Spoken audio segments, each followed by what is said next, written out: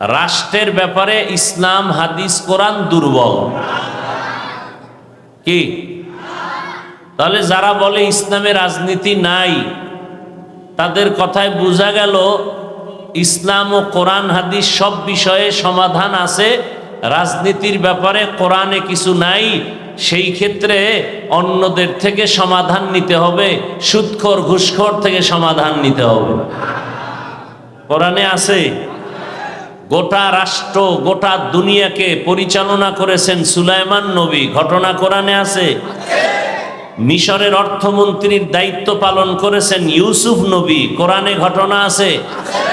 গোটা দুনিয়া শাসন করেছেন জুলকারনাইন বাদশাহ, কোরআনে আছে।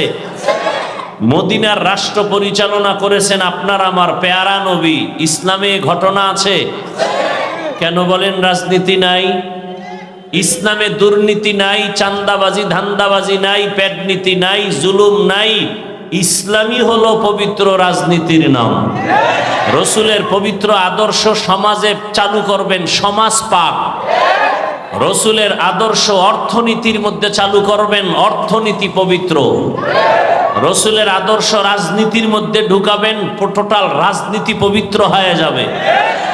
রসুলের আদর্শের রাজনীতিতে দুর্নীতি নাই, আর রসুলের আদর্শ বাদ দিয়ে কোনো রাজনীতি নাই, সব দুর্নীতি। কথা বুঝে আসছে? রসুলের আদর্শ মানে না, এজন্য গরিবের উপরে জুলুম করে।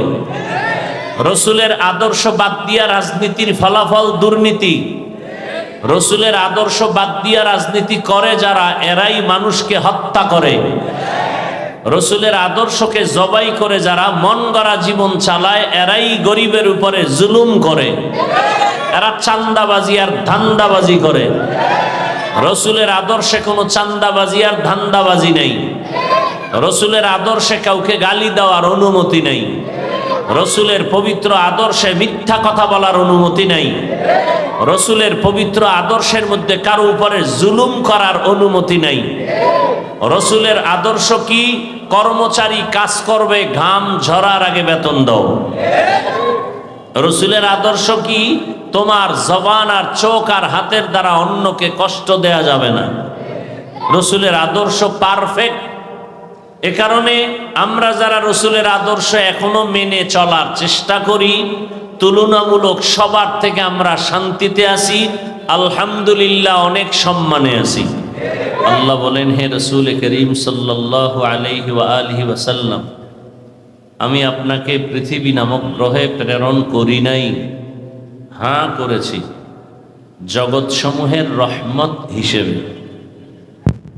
হাদিসে পাকে আল্লাহ রসুল বলেন, লা ইউমিনু আহাদুকুম, তোমরা ততক্ষণ পরিপূর্ণ মুমিন হতে পারবে না। আবার আউলে লিখে সাউন্ডারে, যতক্ষণ পর্যন্ত আমি রসুলকে, আমি যা নিয়ে আসছি এগুলোকে তোমরা পরিপূর্ণ ভালোবাসতে না পারো নিজেদের প্রবৃত্তির থেকে, অর্থাৎ খাহেসাতে নফসানি যাকে বলা হয়, তোমাদের সব চাহিদার ঊর্ধ্বে রেখে আমি রসুল যা নিয়ে আসছি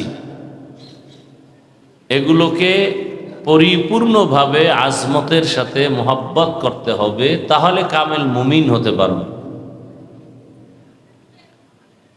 রসুল কি নিয়ে আসছেন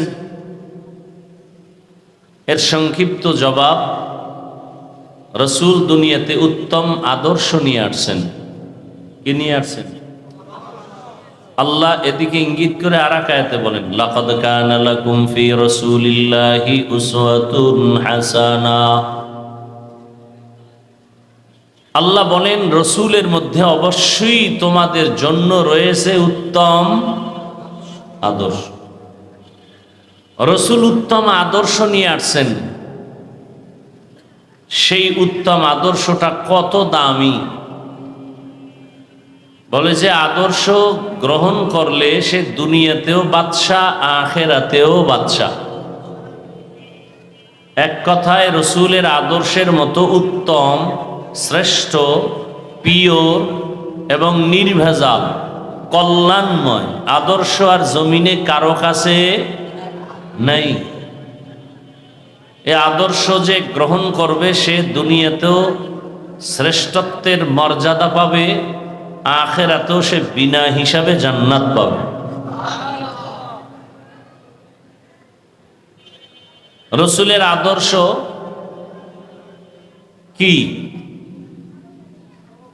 যদি বলেন আপনি রসুলের আদর্শটা কি,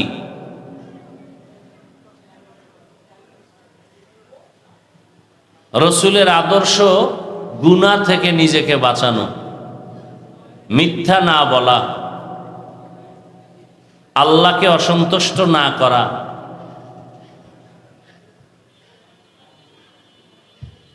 জীবনের প্রত্যেকটা মুহূর্তে, প্রত্যেকটা ক্ষেত্রে রসুলের কথাকে মেনে চলা। রসুলের আদর্শ নাই এমন কোনো কাজ পৃথিবীর কোনো মানুষের নেই। আপনি ব্যবসা করেন, চাকরি করেন, লেখাপড়া করেন, ঘুমাবেন, খানা খাবেন, কোথাও যাবেন, সফর করবেন, কোন কাজের মধ্যে রসুলের দিক নির্দেশনা নাই, আদর্শ নাই? সবগুলোতে আছে। যে মানবে সে রসুলের পরিপূর্ণ আশেক মুমিন, আর যে মানবে না, বাস্তবায়ন করবে না, সে মৌখিক মুমিন হলেও জাহান্নামের শাস্তি না পাইয়া জান্নাত পাওয়ার কোনো সুযোগ নেই। রসুলের আদর্শ পৃথিবীতে সব আদর্শ থেকে পবিত্র। বলবেন অন্যদের আদর্শ কি অপবিত্র? ওভার 100 সবার আদর্শ অপবিত্র, নাপাক। একমাত্র রসুলের আদর্শই কি? আর কারো আদর্শ পাক? এ কথাটা ভালো করে মনে রাখবেন। পারলে সব জায়গায় যুবকদের বলি 200-300 টাকা ব্যয় করে 2 ফিট 3 ফিটের ব্যানার বানাও। ব্যানারে লেখো পৃথিবীর সকলের আদর্শ নাপাক, একমাত্র রসুলের আদর্শই হলো পাক। ব্যানার টানায় টানায় রাস্তায়, মোড়ে মোড়ে, বাজারে, ঘাটে লাগাও, দুনিয়ার সকলের আদর্শ নাপাক, দুনিয়ার সমস্ত মানুষের মন গড়া আদর্শ নাপাক। ওই আদর্শ ঘরে আসলে ঘর নাপাক, ওই আদর্শ রাষ্ট্রে চালাইলে রাষ্ট্র নাপাক, ওই আদর্শ রাজনীতি করলে রাজনীতি নাপাক, ওই আদর্শ সমাজে থাকলে সমাজ নাপাক। রসুলের আদর্শ বলেন, রসুলের আদর্শ ব্যক্তি জীবনে আসবে, ব্যক্তি পাক। রসুলের পবিত্র আদর্শ সংসারে চালাবেন, সংসার পাক। রসুলের পবিত্র আদর্শ সমাজে চালু করবেন, সমাজ পাক। রসুলের আদর্শ অর্থনীতির মধ্যে চালু করবেন, অর্থনীতি পবিত্র। রসুলের আদর্শ রাজনীতির মধ্যে ঢুকাবেন, টোটাল রাজনীতি পবিত্র হয়ে যাবে। রসুলের আদর্শের রাজনীতিতে দুর্নীতি নাই, আর রসুলের আদর্শ বাদ দিয়ে কোনো রাজনীতি নাই, সব দুর্নীতি। কথা বুঝে আসছে?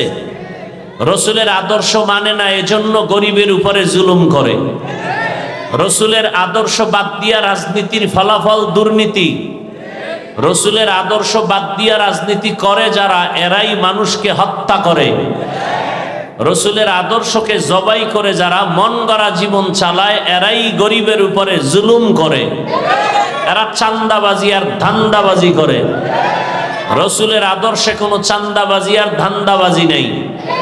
রসুলের আদর্শে কাউকে গালি দেওয়ার অনুমতি নেই। রসুলের পবিত্র আদর্শে মিথ্যা কথা বলার অনুমতি নাই। রসুলের পবিত্র আদর্শের মধ্যে কারো উপরে জুলুম করার অনুমতি নাই। রসুলের আদর্শ কি? কর্মচারী কাজ করবে, ঘাম ঝরার আগে বেতন দাও। রসুলের আদর্শ কি?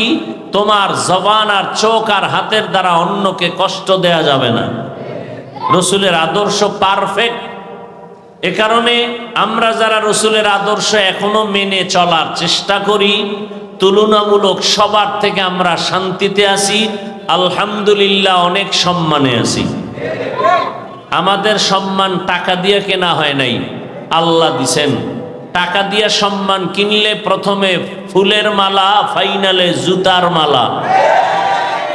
আর আল্লাহর দেয়া সম্মান নিয়ে চললে দুনিয়ায় বাদশাহ, আখিরাতেও বাদশাহ।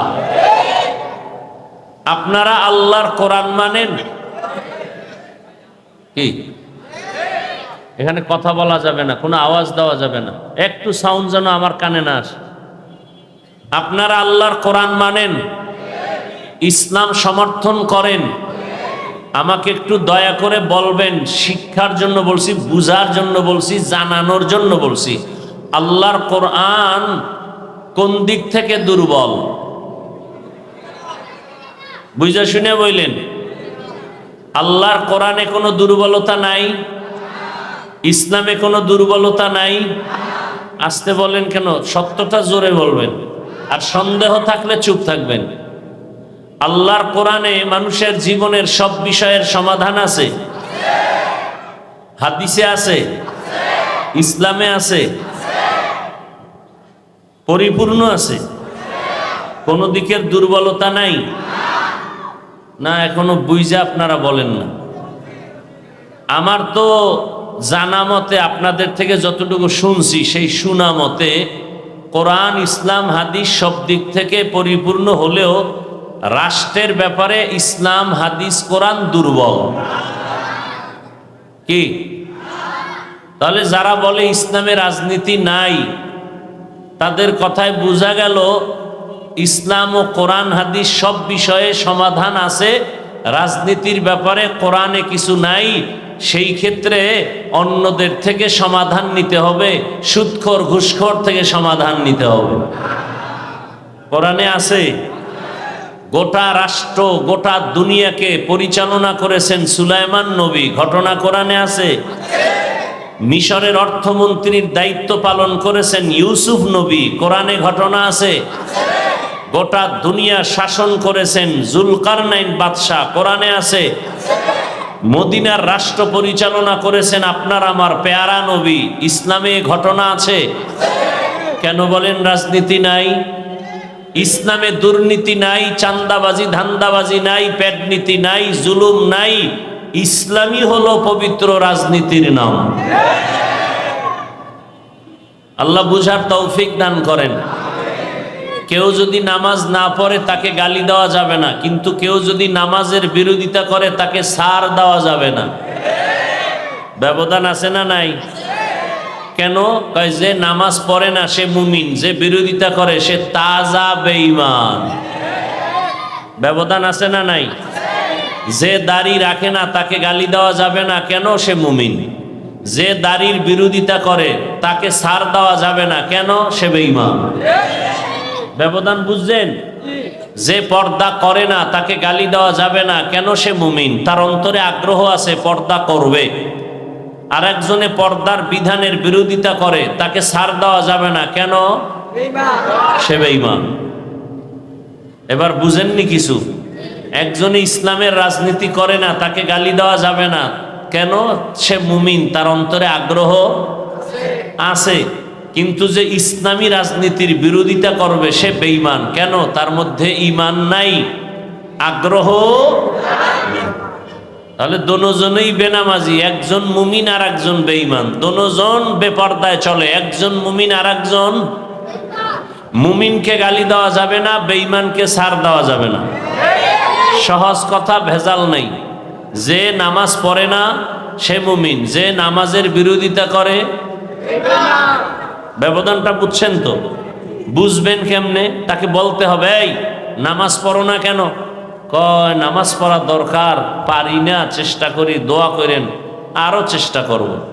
বেঈমান না মুমিন? আর একজনে নামাজের কথা জিজ্ঞাসা করেন, ভাই নামাজ পড়ো না কেন? কেন না পড়লে অসুবিধা কি? এরকম আছে না? তাহলে নামাজ না পড়লেও দরদি হলে মুমিন, নামাজ না পড়িয়া বিরোধী হলে, দাড়ি না রাখিয়া দরদি হলে মুমিন, বিরোধী হলে। কথা বুঝতেছেন তো? আল্লাহ বুঝার তৌফিক দান করে। তাহলে রসুলের আদর্শের মতো পবিত্র আদর্শ আর নাই। রসুলের আদর্শ আমরা মানি, এজন্য আমরা চুপচাপ এখানে বসে গেছি।